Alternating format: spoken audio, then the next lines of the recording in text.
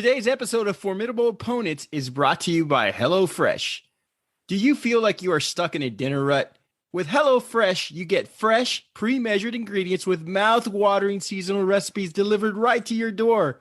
Skip all those trips to the grocery store and count on HelloFresh to make home cooking easy, fun, and affordable. You can now enjoy cooking and get dinner on the table in 30 minutes or less. With over 25 recipes to choose from each week, there is something for everyone to enjoy.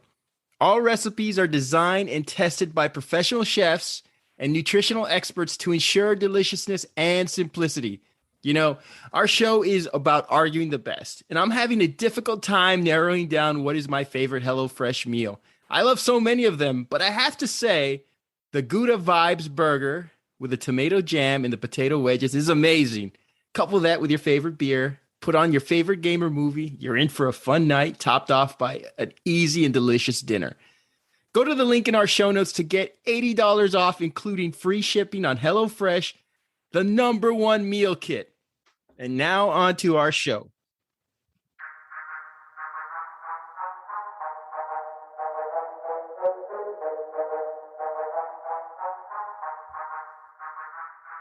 Hey everyone, welcome to episode 30 of Formidable Opponents, a show that pits three people who have known each other virtually their entire lives in a series of conversations as we argue what is the best in a variety of fun, engaging, and critical pop culture topics we all like to debate about. I'm Randall, and with me as always, Bob and Joseph, and today's topic is best 80s rock song. So we've done the best 90s and best 70s rock song. On those episodes, we've talked about legendary bands like Nirvana, Metallica, Led Zeppelin, and Queen. Now we are talking about the 80s, but we promise not to get into Wham, Culture Club, and Flock of Seagulls.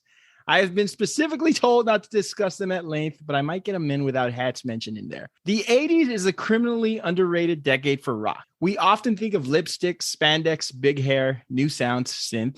The 80s was the look at me decade. Labels were now attaching images to sound more so than ever. At times, it felt like the style took over substance, and bands who weren't video friendly took a backseat to those rock stars who sold more than records and concert seats. Rock music was no longer about just rebellion. Soft rock, pop rock, yacht rock, synth rock, and glam metal were now taking up space on the stage. Rock was now categorized in new and often complex genres that were still evolving. MTV helped to eliminate the rock song. I mean, the longer the music video, the shorter amount of time you can fit in commercial sponsorship to keep the channel afloat, right? Gone were 7-minute guitar solos and extended verses. The 80s rock scene was essentially asking rock musicians from the prior era, you know, the purveyors of rebellion and angst, to either conform or fade out. This was a new decade and a new audience that pushed away the radio for television. In summation, bands like Jethro Tull were screwed and left to welter in the sea of classic rock stations that you were forced to listen to during oil changes and visits to your chiropractor's office. Today, we are talking best 80s rock song. Bob and Joseph, how are you guys doing? Doing good, man. Doing good. I was doing great until I used the word summation. Jesus, we're talking about rock. God damn it. Doing very good. I got a Houston Astros win, a Dallas Cowboys win, so I might start doing some high kicks like Tommy Lee. I mean, not Tommy Lee, David Lee Roth. David Lee Roth. So we'll see what happens. Got your spandex on, boy. I'll probably fucking pull a muscle, and but we'll see what happens. Guys, let's start off by asking this. When you think of 80s rock music, what's the first thing that comes to your mind? Spandex.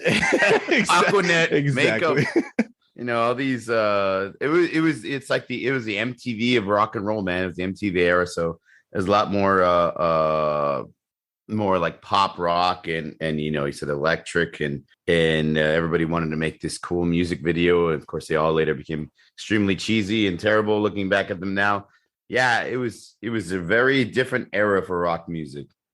I agree. I had the exact same thing written down when I saw that. I thought of Eddie Murphy in The Nutty Professor saying spandex, spandex, high kicks, frilly lace, and as the late great Charlie Murphy said, the guy that looked most like a bitch was getting all the women. So I honestly think when I think of 80s rock music, I think of I do think of the spandex. I do think of the lipstick and the high hair, but there was an eclectic feel to 80s rock. I think not only with imagery, I think a lot of people started experimenting with everything, an assortment of things, right? I didn't want to go there. A plethora. But there were a lot of things coming to fruition in the 80s when it came to rock music. It was no longer the long anthemic.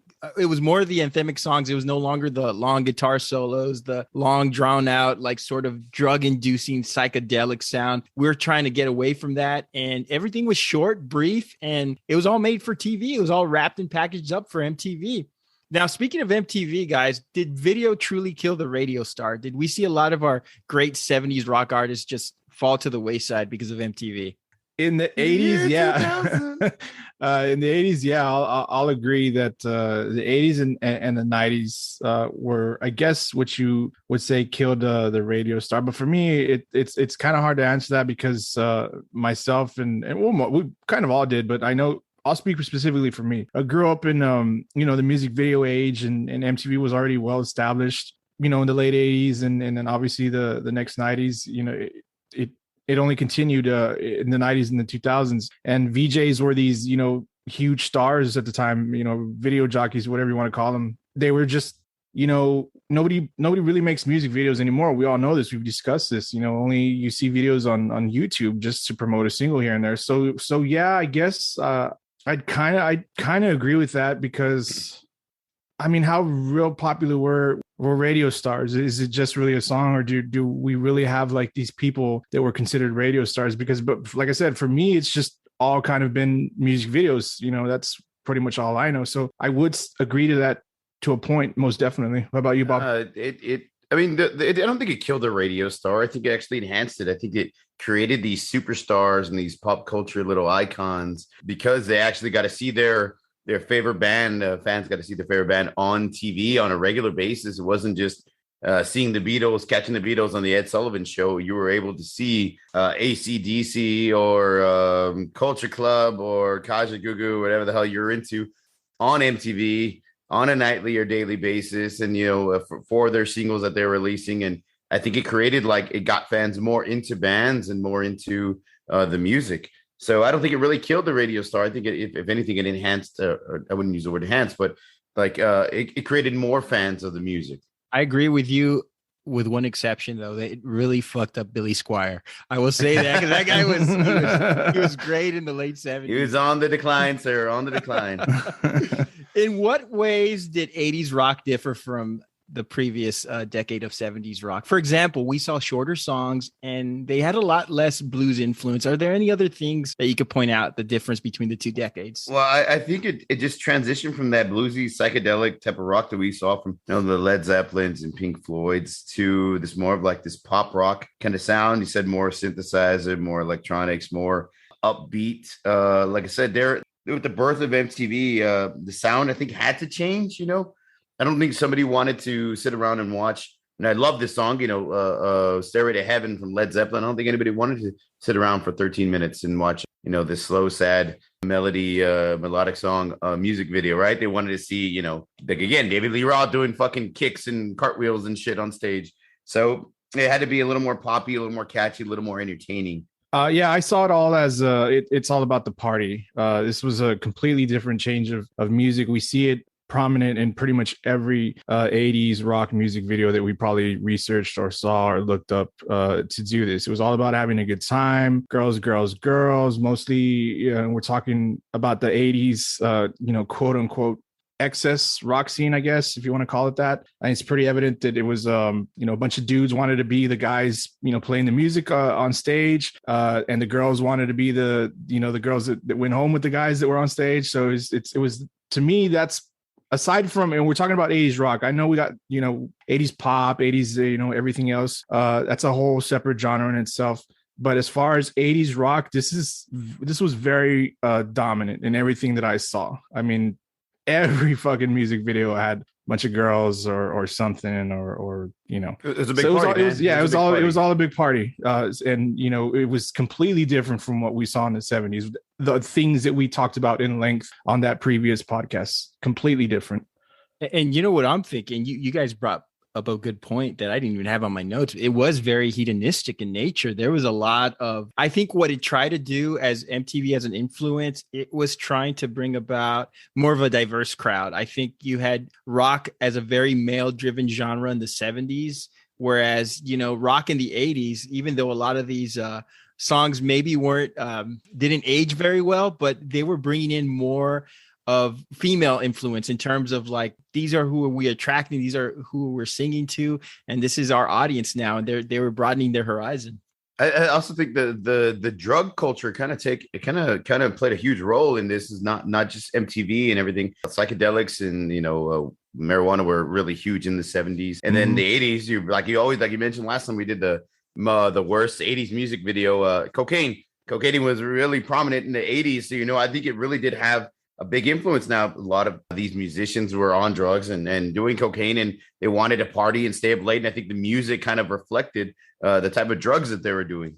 The lyrics too, it most definitely, like you mentioned, shifted away from the blues, the deep tracks about life and things happening around the world at the time in the the 60s and the 70s were gone, and it was just straight up party and love ballads, seen to those girls, like you mentioned. That's pretty much what it was. Deep shift from the 70s. I mean, really huge. It's crazy how it went from one thing to the next.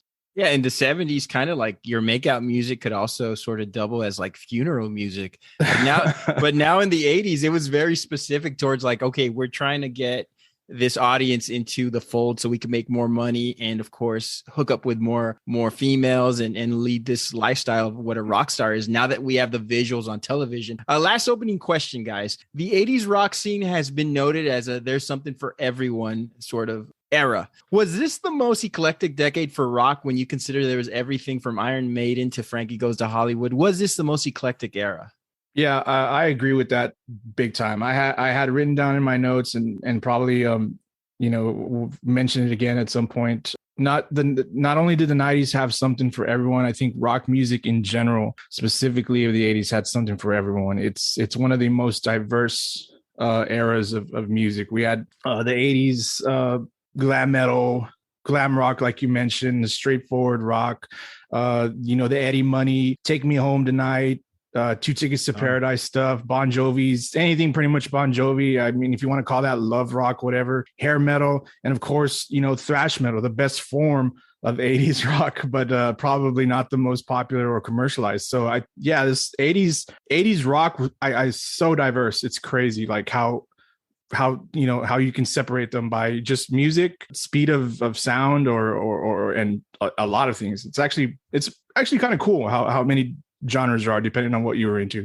I can agree with that 1,000%. It's the most diverse decade in rock music, other than the 70s and 80s and 2000s. For sure, there's just so many different types of rock music and bands and sounds in that decade, which it's really pretty crazy to think about.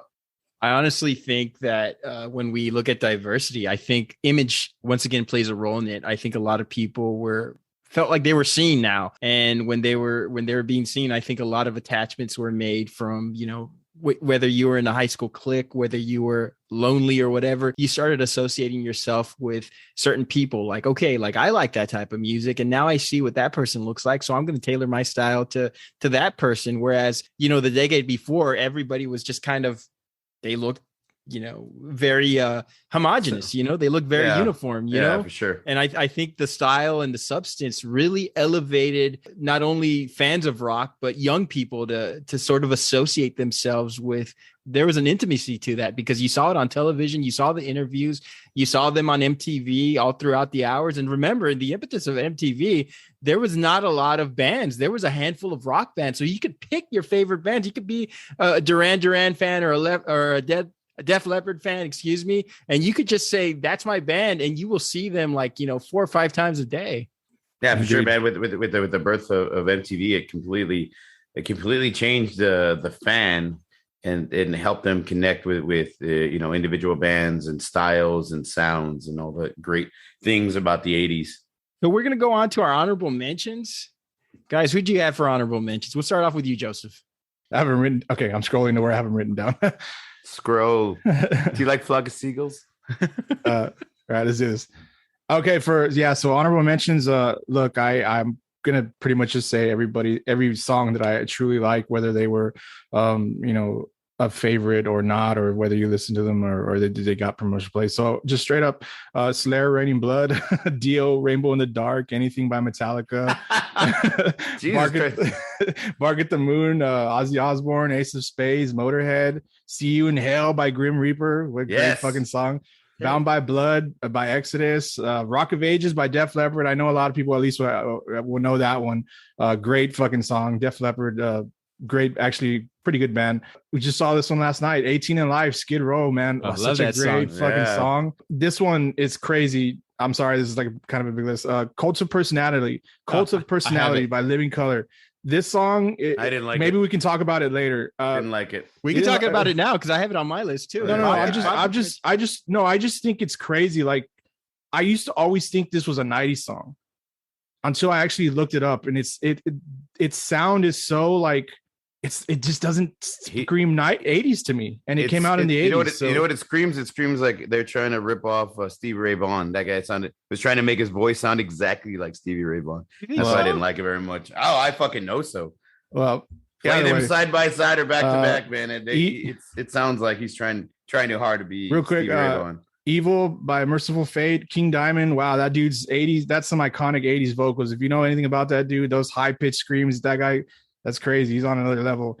Is This Love by Whitesnake? I mean, you got to give them props. Those guys are awesome. Dude had a great voice. Sister Christian. And I don't really like this band, but everybody will appreciate this song, and everybody loves this song. Silent Lucidity. Yeah, Queensryche. Yeah. I mean, that's just a good song. I don't particularly like that band or anything else by them, but that's a good song. My bad. That was kind of a long list. I got a long list too. That's good. Oh, it's right. Fans only know like 3 or 4 of those songs. I know, right? Let's see. I'm gonna have to erase all references to 38 Special after mentioning all those satanic bands. Be like everybody that painted their nails black in high school was like, "Fuck, this guy gets me." Right? I speak to him. I speak to you. You like Flock of Seagulls? Oh man, no, I love all the songs. What's crazy is I know all the songs. I love all those songs. I like how you mentioned "Bark at the Moon" by Ozzy. Man, that's fucking awesome. AC/DC's "Back in Black" 1980. Huge song. I love that song. My top honorable mention, of course, you mentioned Bon Jovi's "Living on a Prayer." Def Leppard, Pour Some Sugar on Me. Billy Idol, who I don't think gets enough credit, man. I think he was one of the biggest names and had the best videos and best rock stars of the 80s, man. And I don't think he gets enough credit. Can't believe you didn't mention him. My bad. Yeah, Billy Idol, Rebel Yell, dude. I love Billy Idol. Sad of this, Billy. You're gonna get hurt. I was thinking of The Wedding Singer. We're Not Gonna Take It. Home Sweet Home by Motley Crue. Paradise City. Man, there's just so Top Poisons, Talk Dirty to Me. Love that song. There's just so many great 80s rock songs. It was really hard to choose.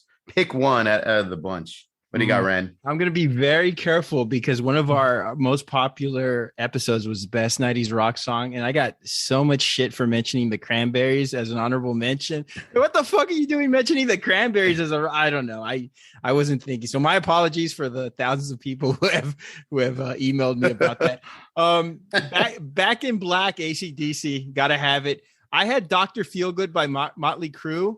Now the only doctor that makes Vince Neil feel good is the one who warns him about his high cholesterol. That guy's in horrible shape. Oh man. Pour Some Sugar on Me by Def Leppard. I did have Don't Stop Believing by Journey. That's going to be the kind of like, hey, it's got a great guitar solo. It's a fun song to listen to. Start Me Up by the Rolling Stones. I had One by Metallica. I had Dancing with Myself, Billy Idol. Barracuda by Heart. Let's Go Crazy by Prince. I also had Cult of Personality by Living Color. Another Brick in the Wall, Pink Floyd. Another one, Bites the Dust by Queen. Tom Sawyer by Rush. Money for Nothing, Dire Straits. A Love Removal Machine by The Cult. Still the Night, where Whitesnake completely fucking rips off Led Zeppelin every way. And I Want to Rock by Twisted Sister. Yeah, Twisted Sister, man, another big band of the 80s. Oh, love them, man. I think let's talk a little bit about Twisted Sister. I don't think they get the credit because they came off really cartoonish. And I don't think people took them seriously. I think that I would go so far as they look like WWF wrestlers in the 1980s. Right? They had a different look. But they had badass music. I really do. And you know, when you hear Twisted Sister, it screams 80s rock music. So I agree that they don't get enough credit. They put out some good tunes, man. D. Snyder had an awesome voice too. Like he really did. I mean, he was awesome. He had some great highs and some when he wanted to do the "You're gonna burn in hell," you know, it was fucking, it was awesome. Thank you. Yeah. You know, I've never heard him, you know, not considered a great vocalist, but I do think he's a little underrated. But at least people don't talk about like Twisted Sister or D. Snyder like they weren't, you know, fucking cool. I mean, he was.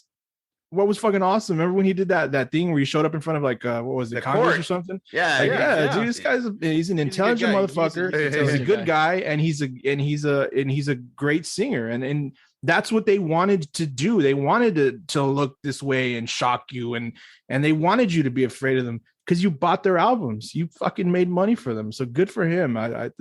They may get a little flack, or they maybe, you know, people don't talk about him maybe that much, but they should, because of the shit that he did and standing up for musicians in general. I mean, he wasn't the only one that did it. Like John Denver was there, I believe, too, as well. Sunshine on my goddamn shoulders. Yeah, sunshine on my goddamn shoulders. John Denver was there. He was full of shit. I was gonna say the one glaring omission that I had, because I didn't have it on my list either. Poison. Nobody mentioned a song by Poison. I did. Did you? I'm sorry. I mentioned "Talk Dirty to Me." I'm sorry. I thought. Yeah, "Talk Dirty to Me" was awesome. I was gonna mention "Every Rose Has Its Thorn," but I didn't want to make you cry. No Aerosmith. So. You know, I guess 70s was more of the 70s. Yes, we had this conversation yesterday. Aerosmith in the 70s and Aerosmith in the 90s were really big, I think. Yes. I think in the 80s they had that, you know. Yeah, we talked about this. Steven Tyler was not in the greatest of shape in the 80s. So, you know, and he mounted that big comeback, you know, with Run DMC when they used the song. I'm gonna go ahead, Joseph. No, I'm just saying, I agree just 100% with that. We talked about this, like we said. I even looked at the albums in the 80s, and I didn't know any of the songs or really remember them or anything. So it was the 70s. They were fucking awesome in the 70s, and then they had that huge 90s resurgence with the fuck, I can't remember the name of the album, but it had Crazy and I think that was the greatest hits. Yeah, I'm sorry. Yeah. But they had some great. They had one with that Crazy. What was it? Crazy. What else was on there? I mean, we know they were there. Crazy. No, I hate Ragdoll. Crazy. Ragdoll was Crying and. Remember Crying? I was crying. It's amazing. Yeah. It's amazing. It's a good song. Yeah. So they had just for me, I mean, we know they were making music, but we talk about them more, like appreciate them more or like their stuff more in the 70s and in the 90s and further on. I agree 1,000%. When I think of Aerosmith in the 80s, the three songs that come to my mind are Ragdoll, Love in an Elevator, and Dude Looks Like a Lady. And I think all those songs suck. I hate Ragdoll. I can't fucking listen to that song. I think it's stupid. I mean, that's sad, because you know how great we talk about them, you know, with their stuff in the 70s. You're not gonna like every song from every band, you know what I mean? Yeah. It's not gonna. I mean, they're gonna have some hits and some misses for sure. I mean, I'm not counting "Walk This Way" because to me that's a 70s song. The remake with Run DMC was amazing, but totally different. Let's go ahead and jump into our selections. Bob, you're up first. Who'd you pick and why? Well, speaking of jump. After thinking for a while, man, you know, like we said, there's a lot of great 80s songs and rock songs and a whole lot of different genres of 80s rock songs. But I really do think that the choice I made was the best and maybe the most influential. I decided to go with Van Halen's Jump. Like I said, there's just so many great rock songs and bands of the 80s that made this choice extremely difficult. But, you know, at the end of the day, you got to go with the most successful, one of the most successful and influential rock bands of the 80s. Which is Van Halen, led by the greatest guitar player of that decade and arguably of all time, the late, great Eddie Van Halen, and quite possibly the best rock frontman of the 80s. You guessed it, Mr. Kicks and Flips, David Lee Roth. Van Halen was the biggest rock band of that decade, and their album, 1984, went multi-platinum and had 4 huge hits, including my pick, Jump, which happened to be Van Halen's only #1 hit on the Billboard Top 100 chart, thanks to its huge radio success and, of course, its popular MTV music video. The song was the sound of 80s rock music. This hair metal pop rock sound was emulated by damn near everyone in the 80s, from its opening synthesizer riff, which happens to be the most recognizable opening of the 80s, by the way, to its catchy David Lee Roth lyrics, to, of course, its epic Eddie Van Halen guitar solo, as well as the synthesizer solo that he did. This song just defined 80s rock music like no other song did. And like I've said before, they were emulated over and over and copied over and over by dozens of popular rock bands and one-hit wonders in the 80s rock scene. Everyone wanted that epic guitar solo like Eddie's. Bands wanted to have that flamboyant frontman like David Lee Roth, and their sound, especially that mix of that electric guitar and the synthesizer like they had in Jump, that catchy pop rock tune was used countlessly in the mid to late 80s. It's used and copied over and over and over again. I don't think Van Halen, especially their song Jump, just gets enough credit for the amount of impact that it had on 80s rock music. Again, it's emulated over and over and over again. That synthesizer, that guitar solo that everybody tried to pull off that you hear in just about every big popular hairband song of the 80s. So my pick, again, going with Van Halen. It's really hard to top. I know you all went in a different direction, and we'll talk about your picks when we get to that point. But for Van Halen in 1984 to put out this new sound, because they're extremely popular in the late 70s, you know, they had their huge success with Running with the Devil, and the 80s sound was completely different. We can't argue that their sound didn't change, but that sound that they created in 84 really kind of set the standard for the rest of the rock scene in the 80s. It was no longer just that hard rock, bluesy rock, psychedelic rock. It kind of changed, adding that synthesizer, adding the clothing, adding in the music video, doing the dancing, doing all that creative things that they did. You know, they really changed the game. And I think Jump was that catalyst that really, really spoke to 80s rock music fans. What do y'all think about it? Well, I mean, for me, I'll say that like anything talking about Van Halen is cool because of Eddie Van Halen. Just fucking awesome. A great musician that we lost. I think Van Halen, their 70s albums had better hits, better songs. For me, the 80s, when I was doing the research on their music in the 80s, and particularly this song, and The Cradle Will Rock was released in 1980. And I think that was their best song until this album came out, this 1984 album that came out. This was a shot in the arm to me for them, because if you look at the albums released up until this one in the 80s, those singles that were released, I don't know them, I don't really remember them, and they don't stand out. And you might not even know most of them yourself. This album here was a return, and it had 4 singles and 3 great hits, from what I believe. And I think that the best song off of this album, and that I think is a better pick for you, Bob, and this is to say because it's like fucking Van Halen, is Panama. Panama is this fucking great song. To me, Panama seems like the better rock song, and I think it fits the vibe of the 80s at the time. No, I completely just now look. Well, I will say to this, because I do think you have a good point. My favorite song off this album is "Hot for Teacher." I was about to say, like, maybe even "Hot for Teacher." My favorite song from this album is "Hot for Teacher." It's not Jump. I chose Jump because of the influence, because of the synthesizer, because of the electric guitar, because of the solos. It screams 80s. Panama doesn't scream 80s to me. Hot for Teacher doesn't scream 80s to me. Jump is the quintessential 80s pop rock song. And I think like everybody copied that kind of sound after it. Well, that specific sound in that specific song. And I can see your point, but for me, I'm viewing it like let's keep the pop out of it. I understand your point. Yeah, it had everything on that song. It had every piece of like the fucking 80s music genre all together. But for me specifically, when we're talking about 80s rock, I just thought Panama had it, man. I really do. Eddie Van Halen's guitar playing is amazing. It's always been amazing. It just stands out for me. It's just more like, fucking Panama. I mean, it's fucking cool. I think it's really awesome. What's crazy is it comes off of this album, like they're basically comeback album of the 80s, and sadly their last one with David Lee Roth at the time. It's kind of crazy. The great thing about it is, and I agree, Panama was a great song, so was Hot for Teacher. But Jump was the only one that reached number 1. No. On the Billboard Hot 100, the top 100 there. That's the only song from the band, from Van Halen in the 80s, that reached number 1. So, it was their biggest song, and I think because it was their most influential. What do you got, Ryan? What do you think about it? Well, I think Criss Cross and the Pointer Sisters had a better Jump song. No. I love this song. As a disclaimer, I really love Jump by Van Halen. I love it as a pop song, maybe not so much as a rock song, but I will say this. Yes, it was Van Halen's first number one, and I have some great memories listening to Jump. I mean, it's a song that you could still hear in basketball games and arena rock. It's such a great song. But how could you pick a song that broke up the band? Is my question. I think it had more to do with an ego of Mr. David Lee Roth than anything. Now get out of my Van Halen t-shirt before you jinx the band and they break up. Van Halen found themselves in a transition. It was Eddie versus Dave, essentially. And this is very timely because we're coming up on the 1-year anniversary of the great Eddie Van Halen's death. He passed away last year on October the 6th. And by the time this gets posted, it'll be October the 5th.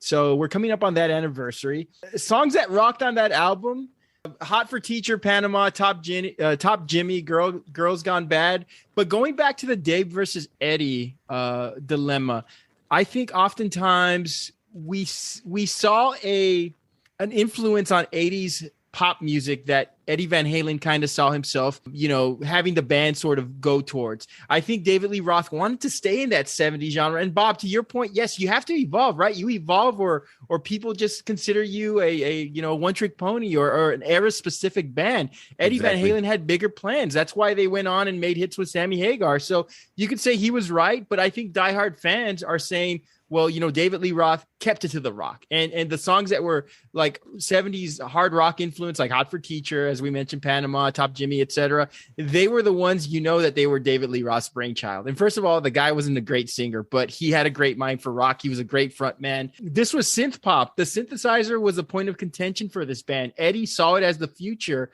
And yes, he was right because they were putting out hits during 1984 and then beyond that. I will give Van Halen the foresight of saying, we have to evolve, we have to make this bread, and we have to get more radio play. And this could have looked like they were selling out. I don't think they sold out. I think most fans don't think they sold out, but this was a huge risk, and it did change the band. It changed the chemistry. It changed where they were going. And I think David Lee Roth's creative differences caused them, of course, to leave the band. The song is still popular, but it's saved by three things. It's got a catchy chorus. The brief guitar solo is great.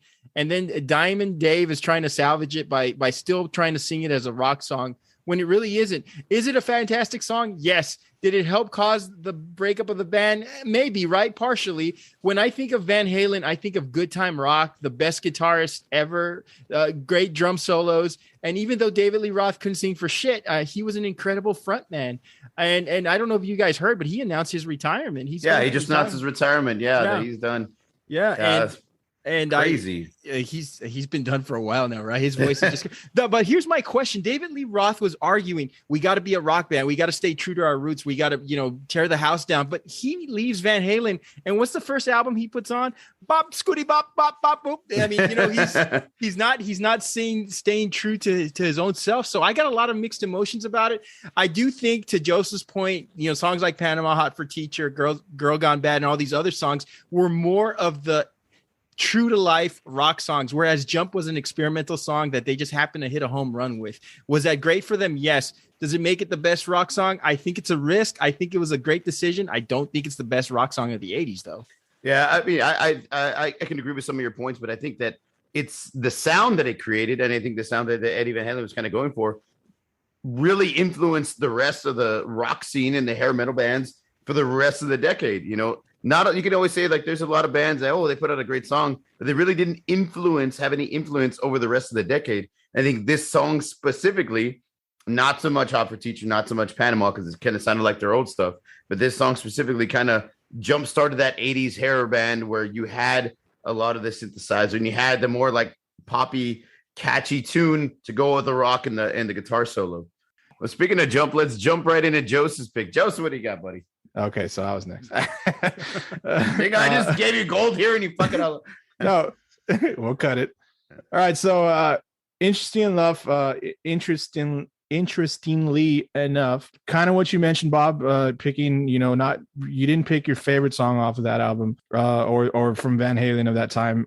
You picked the one you thought, and I'm doing the same thing. I'm going with Welcome to the Jungle by Guns N' Roses, a band that I'm not really a fan of nor am I a fan of Axl Rose himself, but I can understand and appreciate this song for its impact, which I'm going to get into. So released in 1987 off of their Appetite for Destruction album, it reached number 7 on the Billboard Hot 100, if you're into those numbers. In 2009, it was named the greatest rock song of all time by VH1. Highly disagree. That's just kind of crazy, but that's another story for another pod. And Rolling Stone listed it in its 500 greatest songs of all time. It actually came in at 491, which is kind of weird. This list was made up of all types of genres, so it's real crazy to rate that scale. And I'm not sure 491 is a good number. It might not be, considering it's the 500. If you're coming in at 491, maybe it's not the best. But for context, I'll say Smells Like Teen Spirit was number 5, Like a Rolling Stone was number 4, Change Is Gonna Come was number 3.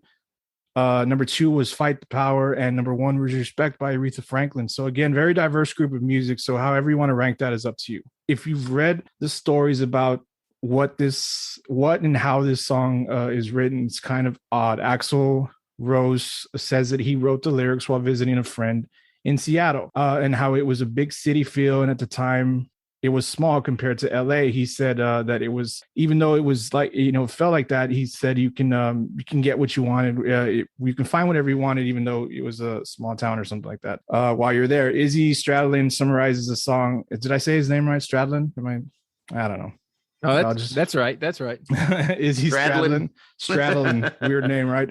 Izzy Stradlin summarizes a song about Hollywood street life, which until I did the research for this, I've always assumed was the story behind the song. It's definitely what the music video implies. But I didn't choose it based on how true to life the story of the song is, or what the music video tells you. I'll be honest, the song itself is a good song. The guitar play is amazing. You got Slash doing his thing, probably one of the greatest guitar players of all time. It's got one of the most iconic openings of all time. You hear that opening and you know what song you're going to hear immediately. If you're at a bar and you hear the cover band trying to start that opening, you might say to yourself, oh, fuck, please don't do this, because it's just not going to work.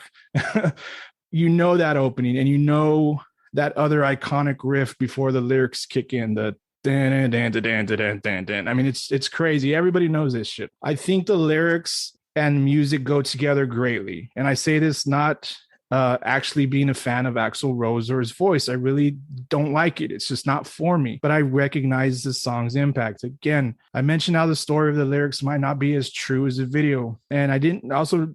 Quick thing, I didn't mention that the line, you know where you are, you're in the jungle, baby. That was actually something that Axl heard a homeless guy say to him, and a friend of his in New York. But none of that matters to me. This song to me was a perfect gap between the hair metal bands like Poison, Motley Crue, Warrant, and the heavy metal bands like Metallica, Iron Maiden, Motorhead, Megadeth, Slayer, Anthrax. Thrash metal was huge scene in the 80s. It was the underground scene. I mean, I know it wasn't commercialized, but it was huge. And Metallica were dominating that. And I think that this song was heavy enough to appease those listeners. And maybe that's due in part because of Slash and his guitar play. He's definitely respected among the metal community. And why wouldn't he be? It was released in 87, and I think it was kind of the perfect way to usher us into the next decade of music. Guns N' Roses were very successful in the 90s. We know this. They were very, very big. Did get a late start in the 80s, and that's fine. It came out in the 80s, so that's why it's on this thing. I think it did its part to kill glam metal, as funny as that may sound, because these guys were dressed a little flashy, but they weren't wearing makeup and spandex and frilly lace. They even toured with Metallica in the early 90s. Kind of a bad situation due to Axl's diva antics, but that's why I feel this is the best song that bridged that gap. You had the thrash metal fans buying Guns N' Roses albums, and you had the Motley Crue fans and whatnot, the hair metal fans buying this album, and they coexisted together. And isn't that what we're here to do, guys? Live in peace and harmony. I don't think they liked each other. I don't think they liked each other. Yeah, I don't think Axl got along with anybody. He had I know that. I know. Fan, yeah. No, but I'm talking about the fans. Didn't Vince Neil challenge him to a fight or something like that? He challenged. Yeah, that's true. He did. No, but I think this, like I mentioned, this was the gap song to bridge the gap between those two genres of fans. Could you imagine Vince Neil and Axl fighting today? I mean, can they even go 2 whole rounds? These guys are in pretty bad shape. I don't know. I'm sorry, Joseph. Were you? I'm done. Yeah. So are both of their careers. Go ahead, Randy. Okay, so you mentioned glam metal, how Guns N' Roses, which I wholeheartedly agree on. You even saw them in the beginning of Welcome to the Jungle. You know how when they cut away and Axl has the wild hair, he's kind of making fun of the glam metal bands, is from what I was told. And you mentioned the homeless guy sort of gave him that intro. That intro to the song. Hey, Well, not the intro. It was more. It was in the like towards the end. Okay, yeah. You know, the breakdown. Well, that homeless guy was David Lee Roth after Van Halen kicked him out of the band. No, but I love this video. Los Angeles in the 80s, so gritty and grimy. This makes for two front men from Indiana making our selections, David Lee Roth and Axl Rose. Only Ron Artest and Zach Morris made a successful transition from Indiana to Los Angeles, so good for them. Strangely, this song flopped after its initial release. I did not know this, but It's So Easy was the first song released on Appetite for Destruction, which it's a complete just kick down your door rock song. Not that Welcome to the Jungle isn't. Welcome to the Jungle is a little more stylized, but they were 0 for 2 coming out the gate with those two songs. I mean, it's hard to think that, at one point this video was only shown at 5 a.m. on Sundays, but hey, it's the 80s. People were still up doing drugs at 5 a.m. on a Sunday. So the song kept on being requested. MTV thought that they were like, hey, we'll play the song 5 a.m. on a Sunday. Nobody's going to listen to it. Everybody was coming home from parties, doing after parties. Of course, they're going to listen to this song on a Sunday morning at 5 a.m. and request it. Hard to think that Guns N' Roses used to be booed off stage. My old boss once told me that he went to a concert where Guns N' Roses was opening for the Cult. And when the lead singer for the Cult came on stage, Guns N' Roses got booed off the stage, essentially what he told me. And I remember him telling me that when the lead singer of the Cult got on stage, he was saying, you guys are going to regret booing these guys because they're going to be one of the biggest bands in the world. And sure enough, they were. It's even harder to think that they were Aerosmith's opening act in 1987. And by the end of the tour, they eclipsed Aerosmith and they were bigger than they were. And we talked about Aerosmith. Love the use of the song in the following movies: The Deadpool, when Jim Carrey's singing along to it; Lean on Me, where inner city high school kids are beating the shit out of their teachers; The Program, where college kids are doing steroids in a football program; and in Selena, when Chris Pettis is getting his hair washed and his nails manicured. How could you forget that scene? Why do you got to keep bringing up Selena? First the TV show, would you claim he didn't like, but you watch all 2 seasons in a weekend? It's great, man. And by the way, I got another TV show suggestion. Squid Game. It's a great show. Oh yeah. I've seen the little preview on Netflix. It's kind of trippy. Yeah, it's our first episode. I'm hooked. Great introduction to GNR, because it's what defines an 80s rock song. But it has 2 elements, and it's loud and it's trashy, which it's good, right?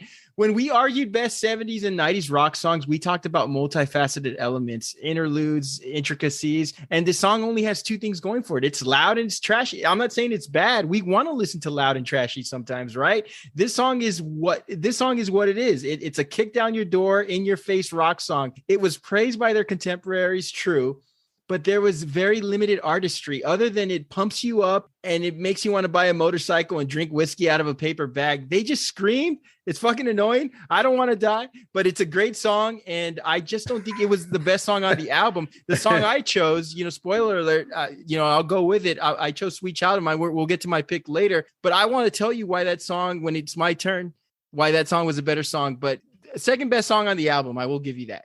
I would say that it might even be, I would say second best album, but I would say Paradise City might be number 1 over Welcome to the Jungle, not Sweet Child of Mine. But talking about Guns N' Roses and Appetite for Destruction, their album came out in 87. Huge album. Now, when I was trying to make my pick, and this is really important, I was trying to make my pick. So 2 of my coworkers went to high school in the 80s. And I was like, hey, man, I talked to both of them. I was like, what's the best 80s rock song of that decade? And they both immediately talked about Van Halen. And I was like, what about Guns N' Roses? They're like, well, everybody kind of listens to that more in like the 90s.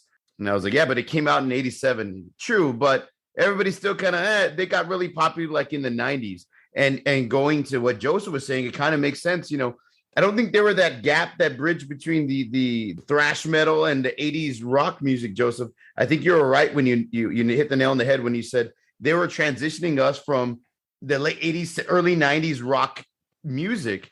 I think that they have more of a 90s rock song, early 90s rock sound then they do an 80s rock sound. Their music does nothing for the 80s. It doesn't sound like an 80s rock song. It doesn't influence 80s rock songs. If anything, like you mentioned, it influences the 90s rock sound. So I think it came out too late. It got popular too late. Is it a great song? Fuck yes. Does it fire you up? Hell yes. Will I put it loud when I listen to it? Yes. I actually like Guns N' Roses music. I know you don't, Joseph, but I honestly think it doesn't sound like an 80s song to me. And even the guys that went to high school in the 80s and graduated in the late 80s, they even mentioned, it's more like an early 90s song because it doesn't have that same tone, that same sound. But that's my point. It doesn't sound like the typical 80s rock song. It doesn't sound like the hair metal bullshit or the Bon Jovi, which Bon Jovi.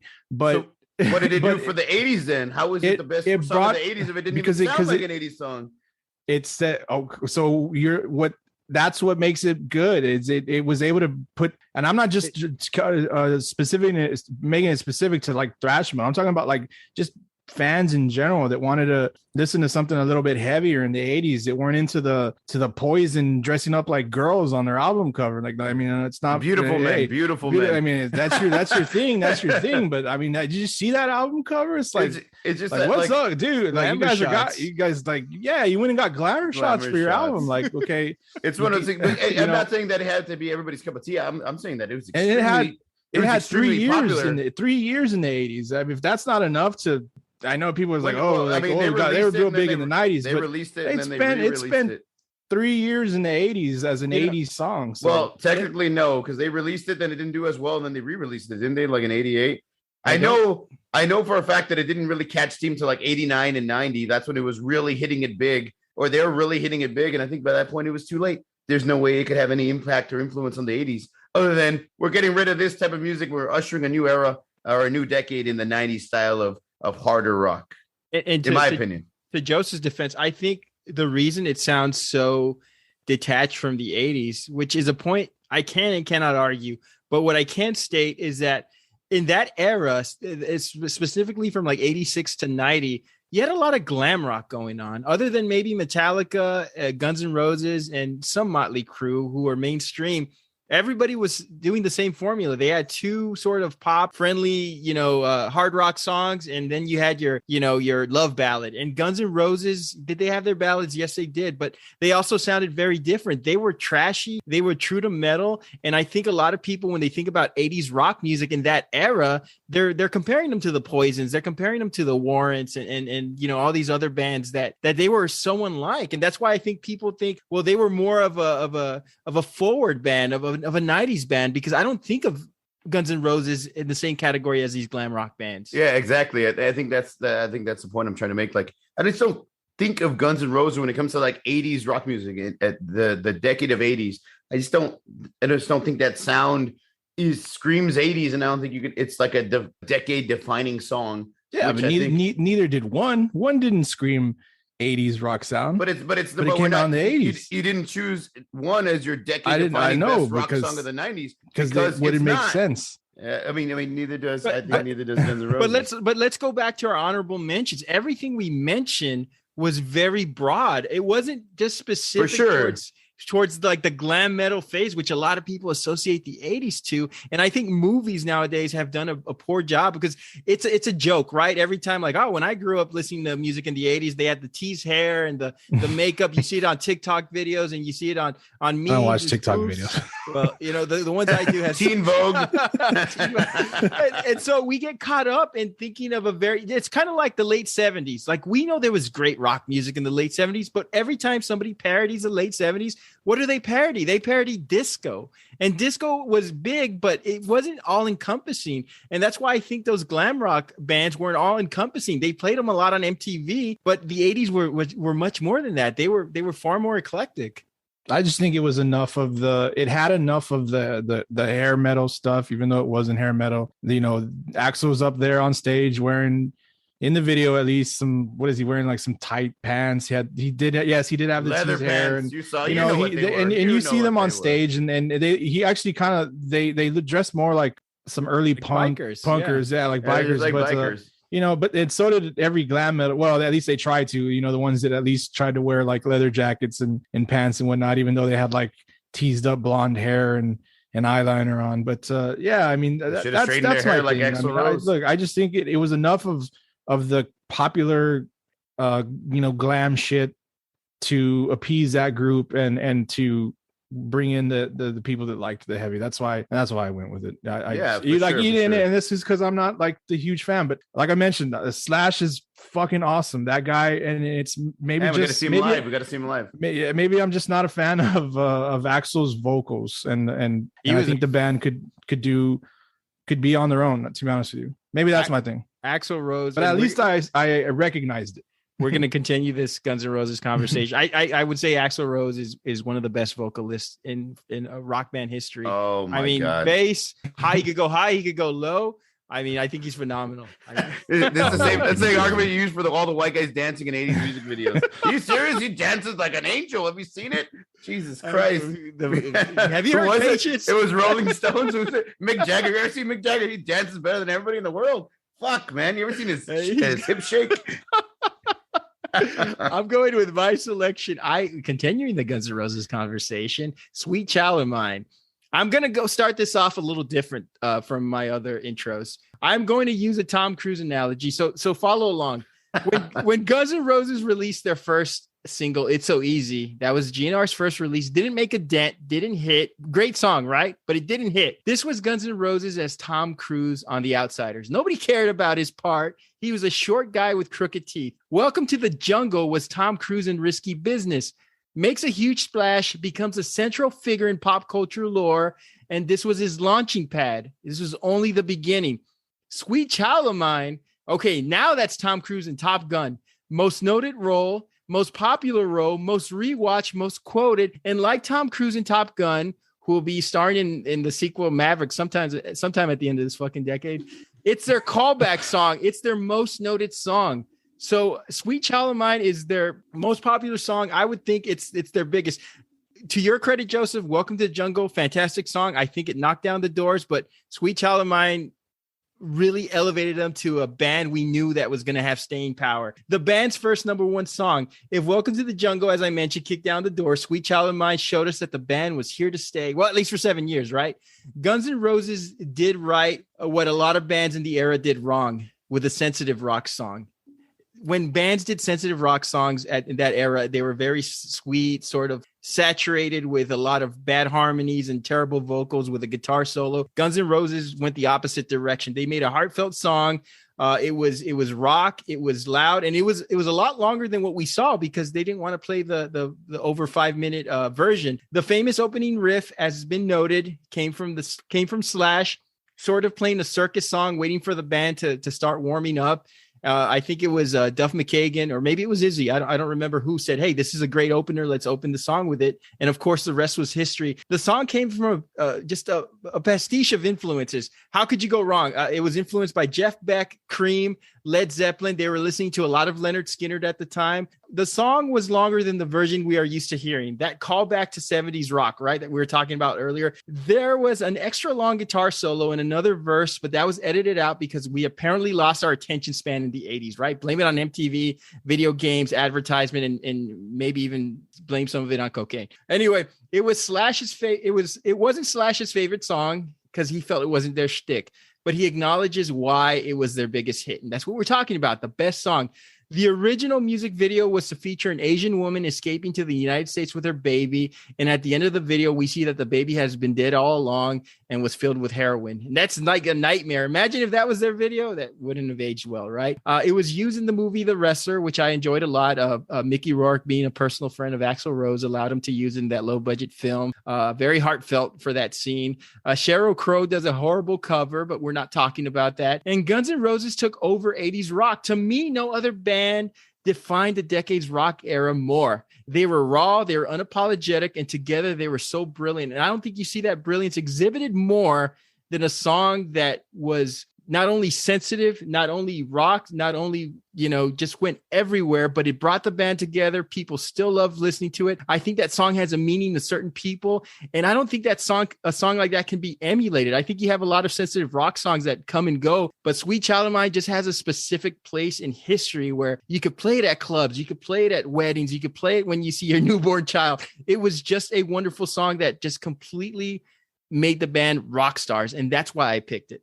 It's definitely the rom-com. I would say it's the Jerry Maguire of the song. I think you got it wrong. It's not Top Gun Jerry Maguire. It's the one you want to cry to. I'm not letting you get rid of me. That was that song for you. Okay, sorry. Go ahead, Joseph. November Rain Man. Yeah. Oh man. I don't know, man. It's I know it's just different because I was defending my song and being a Van Halen song, and I gotta try it, and I'm gonna trash your song, a Van Halen song, even though Guns N' Roses song, even though I'm not particularly a fan of them. It's not the best song of the album. It's a hit, most definitely. Slash, again, like I mentioned in my song, he's amazing. This song I feel has better vocal tones from Axl because of those low parts. And I thought, you know what, this there was even at one point I didn't know that it was actually him singing. I think it was it's that part where he's like, where do we go? I thought honestly like Slash was singing like backup vocals or something like that. Not squealing by Axl is always a great thing for me, but this is a ballad to me, bro. This is a ballad, and we're talking. I know you're gonna try to say like, no, November Rain was a ballad. There's two ballads on this song. Anyway, Stairway to Heaven was a sense, and we said it was one of the best rock songs of the when So how is that not an argument? This song is a ballad, Randy.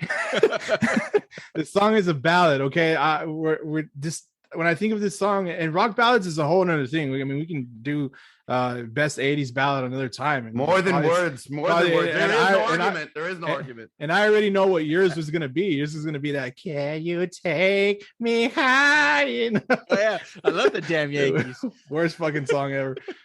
This doesn't make me want to get up and party. You don't have to party, to have a good time in the 80s, but this doesn't make me want to get up and run or get up and move around, jump around. I'm not trying to, I'm not trying to diss Sheryl Crow, but if you got Sheryl Crow covering your song, then this isn't a rock song, bro. It's not and I tried to look up a list of songs that she's covered, and I looked up a lot of them, and she's done a lot, whether it was released on an album or just done live. And the only band that she recovered that I was like, interesting, was Led Zeppelin. Everything else was just a bunch of random hits, random songs from different people. So if you got Sheryl Crow covering your greatest rock song ever, then it's not really rock. No offense to Sheryl Crow, but it's not rock. So you don't like it early beer buzz early in the morning, Joseph? No, thank you. The four non-blondes have covered Led Zeppelin. I'll just leave it at that. But go ahead. Hey, where are they? They are the greatest rock band of all time. One of them, anyways. Agree with Joseph, and I agree with Joseph to that point. It's a ballad, but that's okay. Like you said, there's a bunch of different genres of rock. Again, it doesn't really scream 80s music. It screams, hey, mom and dad, I know we did a big rock song a couple of weeks ago. Well, guess what? You'll like this one. This one you can listen to around your kids. It's really mom and dad friendly. And, I think when everybody else is saying, fuck you, parents, fuck you, establishment, fuck you, I'm going to do what I want to do. Guns N' Roses put out, Welcome to the Jungle. And then they're like, we might want to dial it back a bit so we can get those moms and dads back into our concerts. You know what? Sweet Child of Mine. This would be a great one they can listen to when their kids are born. They can make the VHS music video, VHS tape recording of their kids being born. I think it's a good song. I don't think it's a great song. Again, if we're talking about best song from Guns N' Roses, I think you got to lean more towards Welcome to the Jungle and Paradise City. I really do like Paradise City, probably best of all. But again, doesn't scream 80s to me. Very radio kid parent friendly, I guess. I know that sounds kind of stupid, but it really was. It sounds like something they wrote for a movie, and then later they used it for a movie in Big Daddy, and I thought it fit it perfectly. You know what I mean? So I have that problem. Maybe you can discuss. I mean, what do you have to say to that? Don't you think it was too radio friendly, Rand? What do you think? I do like the point you made about it being radio friendly. Yes, I do. But I also think you're in an era where you have to make it. Remember, they took away extra long guitar solo. They took away another chorus to make it more radio friendly. And that's why we're not hearing, or we're not listening to the full version that Guns N' Roses wanted us to listen to. You have to understand that we all love these sensitive rock songs. I mean, Joseph, when we were talking 90s rock songs, you mentioned Tonight.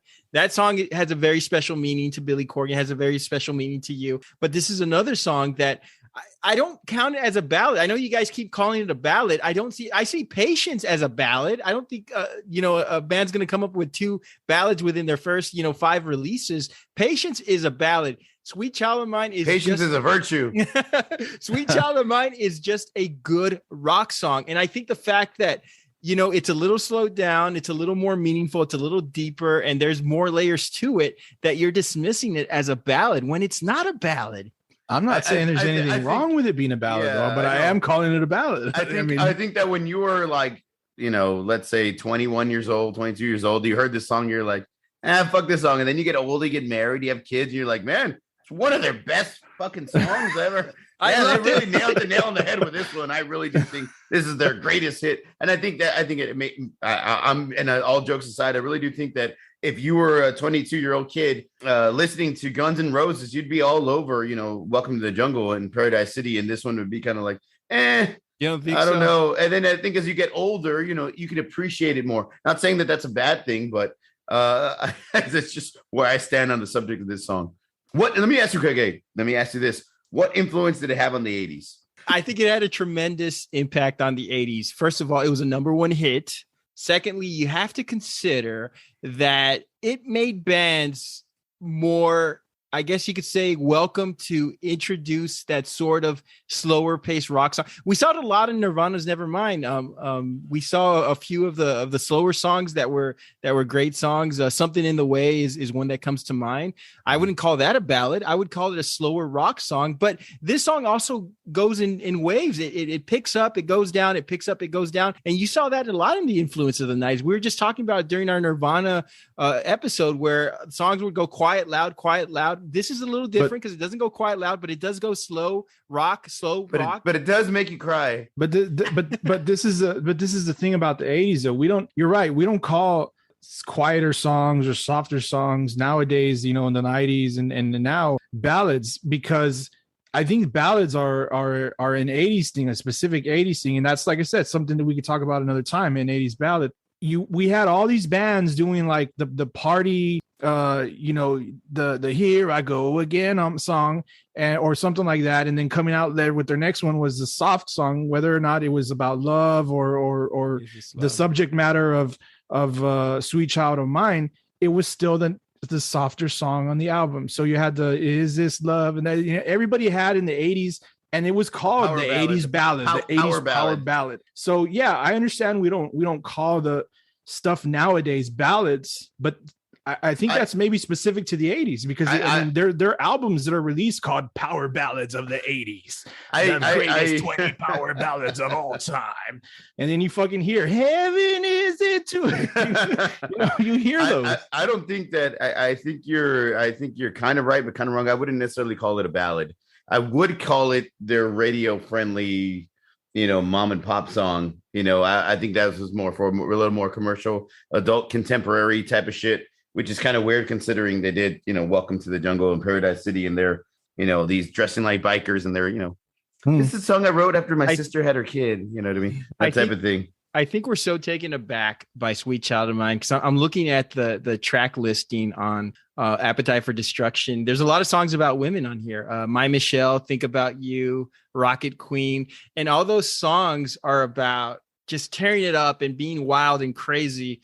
And then when you do a shift to Sweet Child of Mine, we're not anticipating that. We don't expect that. It doesn't sound like Rocket Queen, doesn't sound like My Michelle. It sounds completely different. And I think that's why people are saying, well, it's not a rock song in the tradition of what My Michelle, Rocket Queen, or Welcome to the Jungle, or It's So Easy, or any of these songs are, but it is still a traditional rock song that has a heavy influence. Because if Guns N' Roses released every song that sounded like Welcome to the Jungle, Mr. Brownstone, I don't think they escape the 80s. I don't think they go into November Rain in the 90s. I don't think they go into the Use Your Illusions 1 and 2 and Sing for the Terminator and all that other song. I think they would be stagnant. So what I think the influence of Sweet Child of Mine is that it gave the band depth, it gave them a wider audience, and it made them just a bigger rock band than they already were. Did you say a whiter audience or a whiter audience? A whiter. White. Oh, they said white, like white hair, like the grandparents listening to it saying that's pretty good.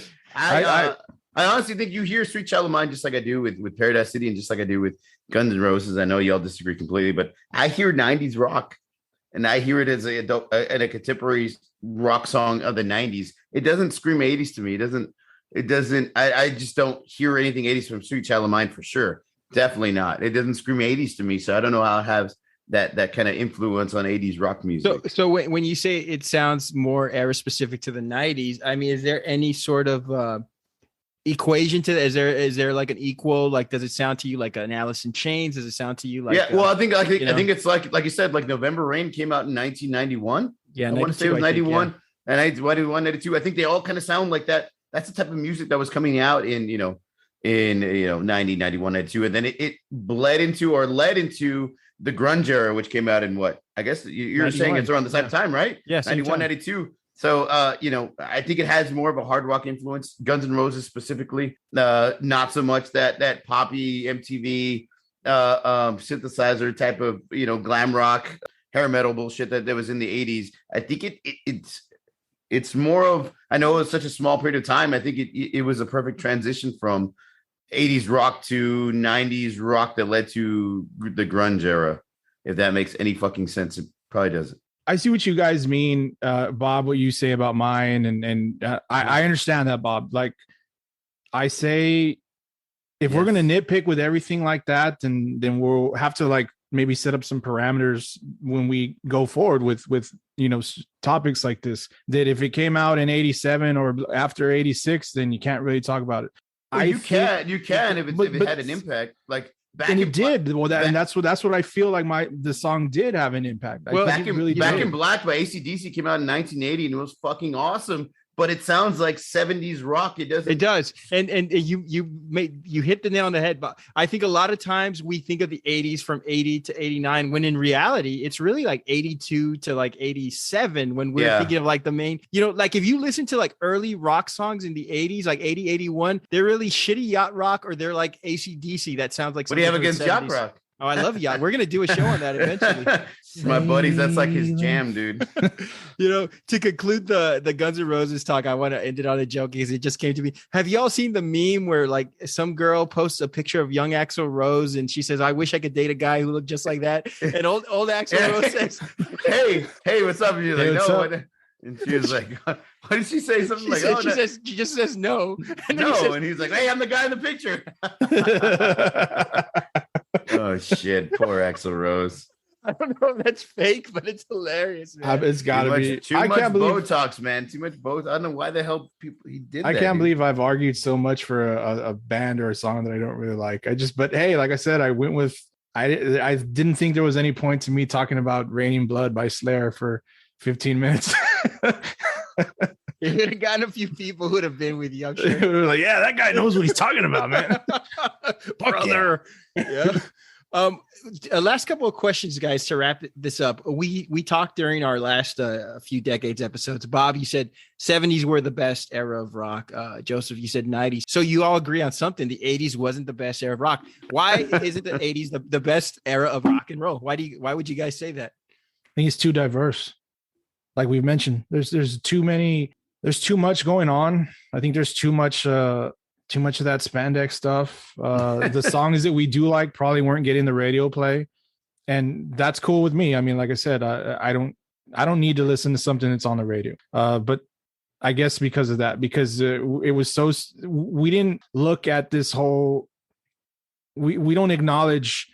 I think 80s rock is not acknowledged as the whole that it is, and we. Like how we're talking about it now. We talk about when we think, like what we said, we think about 80s rock and we think about the Spandex and the weird puffed up teased hair, the eyeliners, that whole thing, and it overshadows some really good songs that we talked about, but everybody knows the bands that we talked about. But I'm sure there's a lot of songs that we could talk about that were really great songs that you probably didn't hear because they weren't that mold, I guess. I think that I don't think that it's because it was diverse. It was because it was so poppy and commercial and MTV centric. It's also has to do with personal preference, but like I'm a huge fan of hard rock and bluesy rock, in that even the psychedelic bluesy rock like that Pink Floyd delivers. That's more my style and my taste, and it completely changed in the 80s.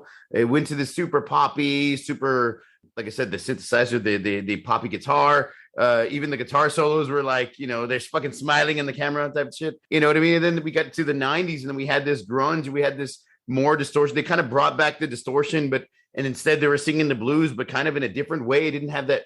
It was blues in lyrics, but not blues kind of centric in the guitar play. So it was kind of a different style of that type of music that I really like. The 80s was great, man. I mean, the 80s really was great. They put out some great music. The 80s was awesome. Don't get me wrong. I'm just more attached, or like I feel like the 70s rock scene and the 70s rock music in general was just, it hit on all cylinders for me. And another thing too, real quick, I'm sorry, is another reason why I don't think of it is because we talk about like the 60s and the 70s and the 90s, and we just talk about the music like and the songs and what they're about, and it just I think this, at least the stuff that was popular, like I mentioned, it was just so one track minded songs, like we talked about earlier. Party girls. There was the female musicians sang about different stuff too. What's her name? Ann Wilson, hell of a vocalist. I didn't mention her in the beginning, and that's my fault. 10 times better than Joan Jett. I mean, so I think this, but the dominance of the one track minded songs that we mostly hear and think about when it comes to the 80s rock, I think that's why it's not, obviously not the best, and probably third or fourth on the list if we're talking about like 60s, 70s, and 90s, and hell, even maybe the 2000s. I think, and my answer is very short, and it sort of connects with both your answers. The 80s were on an island. They were completely experimental. They were trying different things. They were trying to grab at audience now because they had this visual medium with MTV, and it was all about the look. And I think for a little while the music suffered because everybody was so concerned about their image.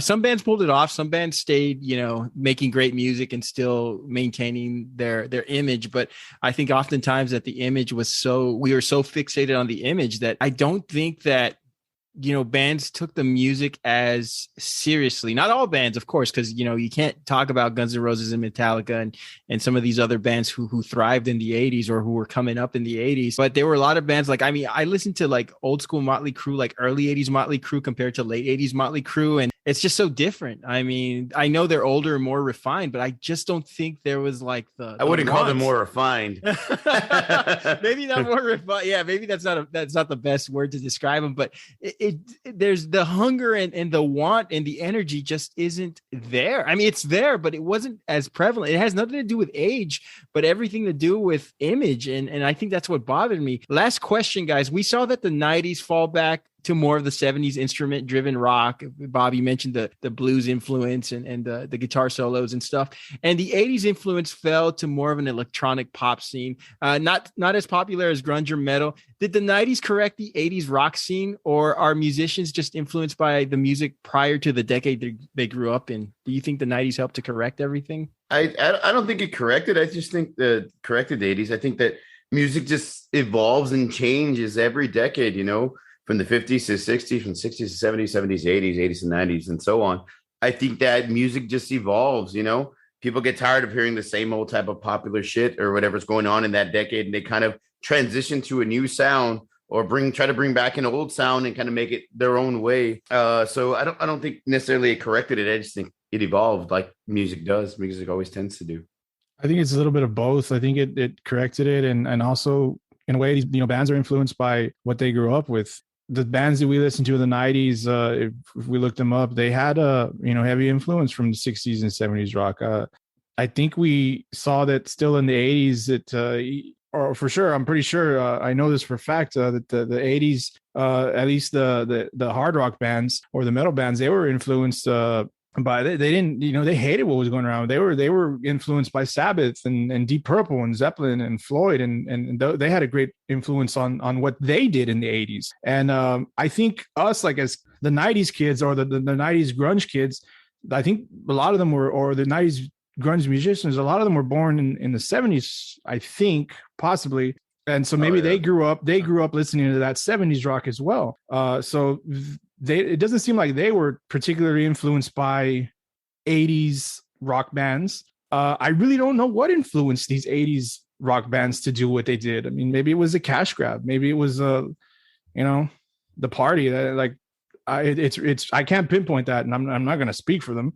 So that's a really weird, or that's a question I'd like to know. What influenced or this style? Because I've always known it to be like, like I said, the '90s kids grew up listening to the '70s rock, or the '90s musicians.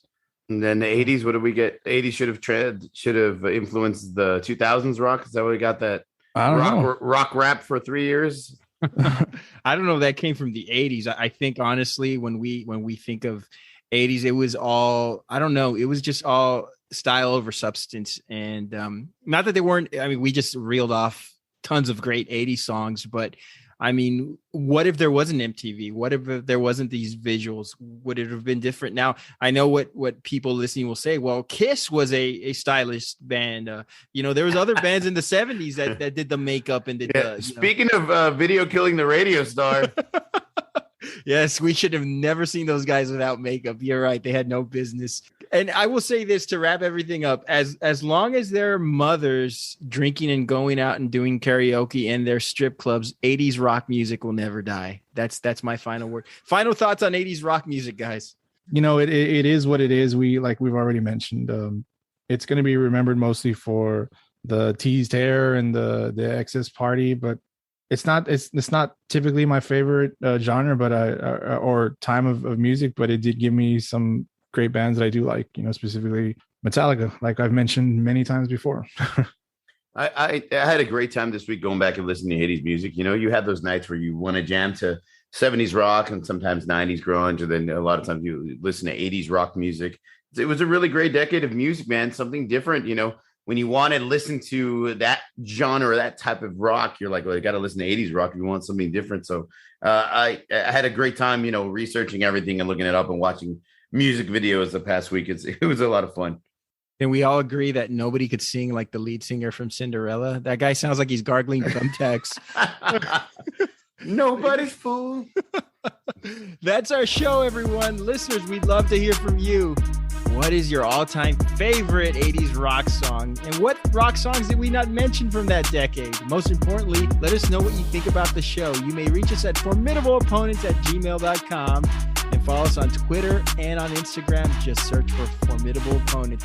Join us next episode on October 18th. We're taking a week off, and our topic will be scariest movie scene. For Bob and Joseph, this is Randall. We'll see you all in 2 weeks. You're gonna burn in hell. What's going on, guys?